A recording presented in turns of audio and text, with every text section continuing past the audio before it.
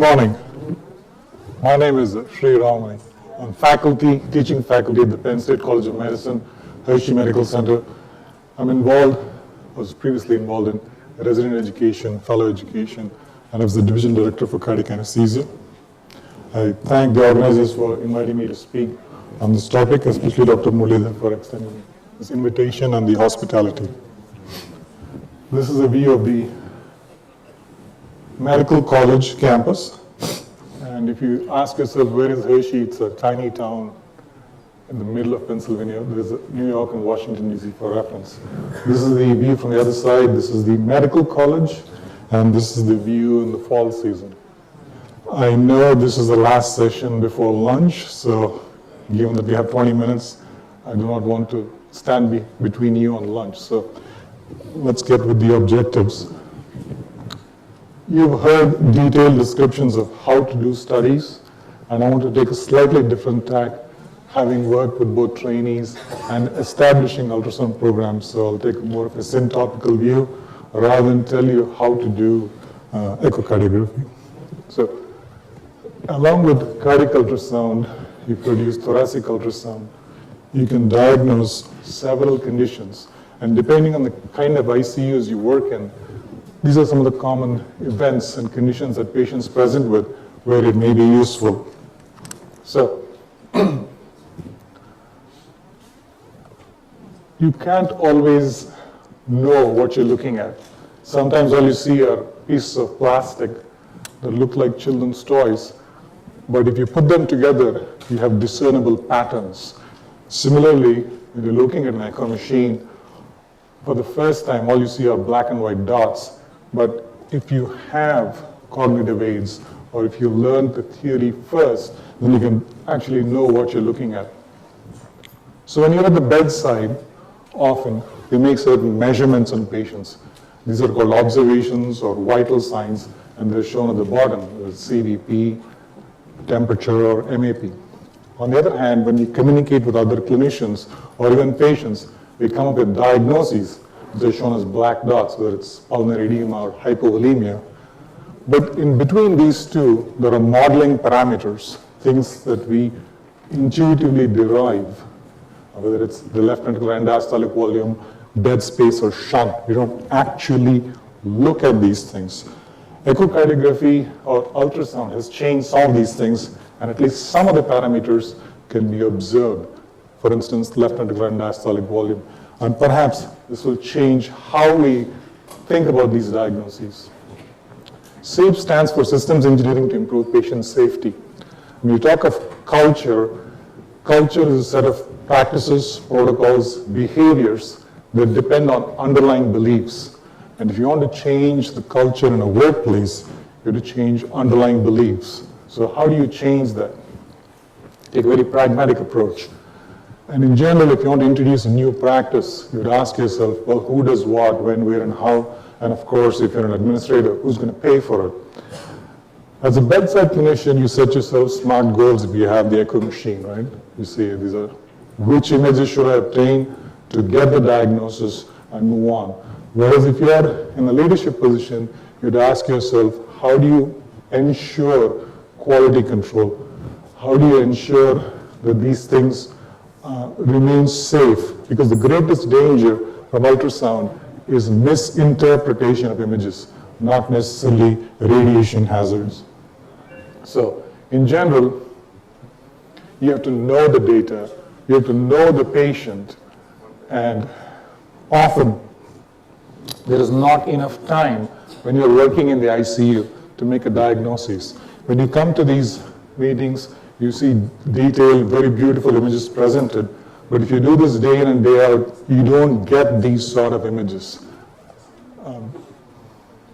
You have to integrate data into the clinical context. So this is one of those things where the backstory matters. The ultrasound could be the superhero, but you need to know the backstory. So, ultrasound use could either be for rapid rescue studies, or it could be a comprehensive study done by a consultant, whether it's a cardiologist or a radiologist. So, critical care ultrasound is performed by the clinician at the bedside. Whereas if you need detailed diagnoses of complex disorders where skilled expertise is required, usually in hemodynamically stable patients, you can send them to a consultant. However, the use of critical care echocardiography in the ICU may decrease the use of comprehensive echocardiography. Now, which modality should you use? Both have pros and cons, and these have been described well in the past couple of days, but essentially, if there are dressings and other things that do not provide access to the patient, you'll be better off with transesophageal echo. However, if there are more anterior or apical structures, you may have to use transthoracic echo. One of the dangers we have seen with TE, however, is the displacement of the feeding tubes. So you have to choose your mode depending on how well you know the patient. Basic echocardiography allows you to check the response to therapy and modify your management in addition to diagnosis. You can also use it to identify life-threatening conditions. If you use Doppler measurements or use TE, that becomes advanced echocardiography. However, it is not the modality that is used or the machine, but the person who's performing the study that will define whether it's basic or advanced. How about introducing this into a new group for training and competence? As you can see, the bridge is the important one here. You have cognitive knowledge, but you want to be skillful. And you think all I have to do is practice, just go do some more, do another 100. But it's not that simple, right?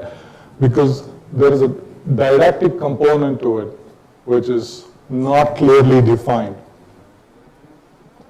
Also, while developing core skills, you run into several problems. There are doubts, and therefore the suggestion is you start obtaining images, preferably in normal patients who are ambulatory, with some supervision or guidance before you become competent, because of the time pressure involved in obtaining a useful diagnosis pretty quickly. Okay. When in doubt, if you have a clinical intuition, a pretest probability, and a clinical diagnosis, but that's inconsistent with the image, in general, it's recommended for novices to go with your clinical diagnosis. The practice of medicine is variable, and how you incorporate into your local practice, come up with system protocols, depends on your own local practice. There's a veritable alphabet soup of various protocols that have been described. The American Society of Echocardiography calls this focused cardiac ultrasound. There is a guideline which talks about the training component, especially in great detail, but you can look at the indications that they have mentioned. The examination of the cardiovascular system by a physician using ultrasound is an adjunct to a physical exam to recognize specific signs that narrow the list of potential diagnoses in specific clinical settings. That's the definition they have given for focused cardiac ultrasound. The key to remember is that these answer yes or no questions. Identify the presence or absence of one of specific findings in a pre-established image acquisition protocol. So the ask is that you establish your own protocol. You've heard excellent descriptions, and the previous speaker, Dr. Chaco, described how to do ultrasound of the lungs very well. Essentially, you need to answer certain questions so that from your observations to your diagnosis, you come up with the modeling parameters. And basically these are, is the volume status adequate? Is the cardiac function adequate? If not, what are the possible reasons? Is valvular dysfunction a cause or a contributor? And to come up with answers to these questions, you get at least images in 3 imaging planes, 4-chamber short axis view, the IVC, preferably in under 10 minutes, so that these could be repeated at the bedside if necessary. The first question being, as soon as you put the probe, is there an obvious pathology?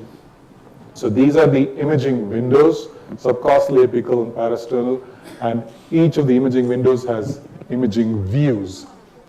Here's a list, and again, this has been repeated in the last couple of days, so you are very familiar with them.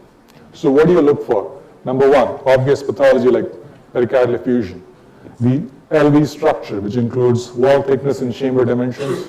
Compare the RV to the LV. Look for valvular dysfunction, especially mitral regurgitation in the acute setting. The size of the IVC and aorta. So let's say we go about looking at a patient. I'll show you one example. So in this case, the pathology is obvious. The four-chamber view shows you the thrombus and the blood compressing the right atrium, right ventricle. If you do a bicaval view, again you can see the compression of the right atrium, and in the transgastric view, you can see the compression of the RV.